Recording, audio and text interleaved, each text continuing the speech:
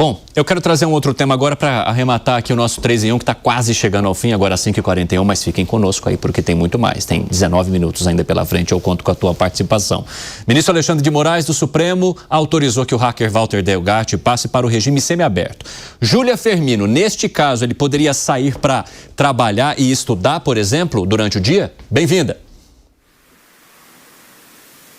É isso, Evandro, é isso que permite o regime semiaberto aqui no Brasil. Boa tarde para você, para quem está contigo no estúdio aqui no 3 em 1 e também para nossa audiência. Essa decisão do ministro do STF, Alexandre de Moraes, foi tomada hoje e com isso, então, determina a progressão do regime do hacker Walter Delgatti Neto para o semiaberto. Aí, a partir disso, então, Delgatti será transferido para um estabelecimento compatível, como, por exemplo, uma colônia agrícola ou industrial. E aí fica permitido, então, que ele possa trabalhar e estudar fora, então, do regime preso, né? Fora do regime prisional, de uma penitenciária. A progressão de regime foi solicitada justamente pela defesa, alegando, inclusive, que Delgatti já cumpriu 20% da sua pena e possui ótimo comportamento carcerário. E aí, na decisão, Moraes entendeu que o pedido da defesa cumpre todas as exigências da lei para que, então, o cliente, né, Delgatti,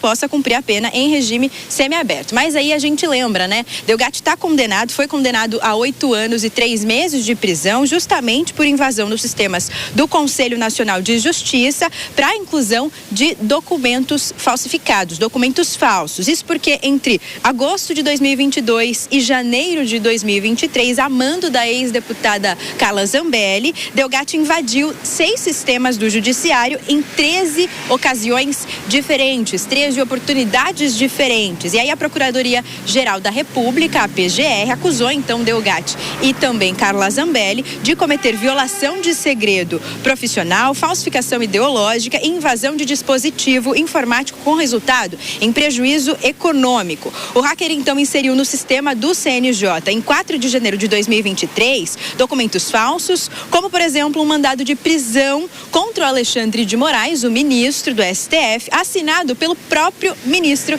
Alexandre de Moraes, registrado também no Banco Nacional de Mandados de Prisão. E aí, só pra gente fechar, a gente lembra, né, que Carla Zambelli, que também foi condenada, fugiu para a Itália e agora ela está presa em uma penitenciária em Roma e aguarda aí uma mudança, né, que pode vir a acontecer para ser extraditada. Volto com você, Cine. Muito obrigado pelas informações, Júlia. Um ótimo trabalho aqui em São Paulo.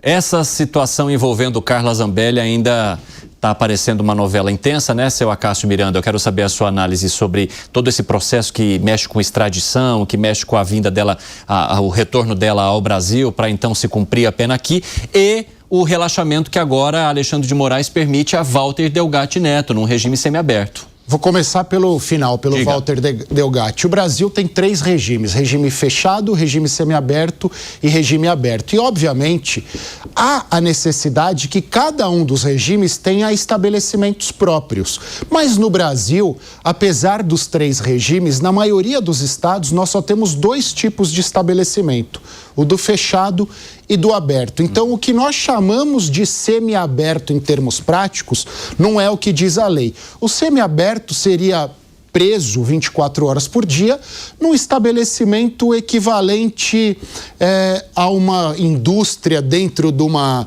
penitenciária ou uma chácara dentro de uma penitenciária onde os presos tivessem um pouco mais de liberdade, mas estariam ali regulados 24 horas por dia. O sair para trabalhar durante o dia e voltar à noite, pela lei das execuções penais, seria o regime aberto. No que diz respeito a Carla Zambelli, há todo um imbróglio envolvendo o judiciário brasileiro e o judiciário italiano. O judiciário italiano está para analisar, primeiro, se ela pode ou não ser extraditada em virtude da cidadania italiana.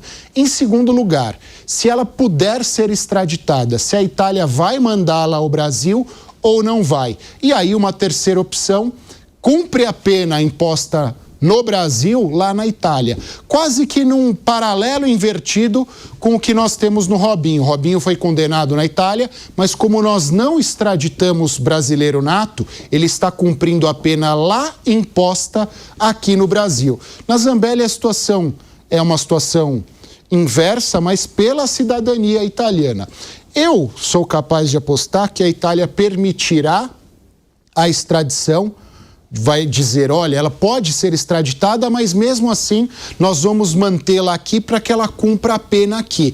Por quê? Há uma análise de legalidade pelo judiciário, mas no fim do dia a extradição é uma decisão política. E a primeira-ministra italiana, ideologicamente, é afinada com o que pensa Carla Zambelli. Então acho que ela fará esse gesto para o campo da direita. Fala, Gani.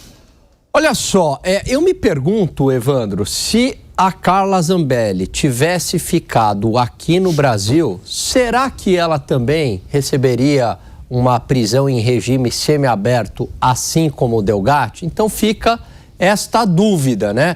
Então a gente percebe muitas vezes aí o Jair Bolsonaro, tudo bem, são casos bem diferentes, mas ele tem uma série de negativas em relação à prisão domiciliar. Ao passo que o Delgatti, um réu confesso, um hacker, conseguiu uma prisão no regime semiaberto. De qualquer maneira, a situação da Carla Zambelli é complicada porque a justiça italiana, pelo menos por hora, não entendeu que ela é uma perseguida política, ou cumprir pena aqui, ou vai cumprir pena na Itália. Fala, seu Piperninho.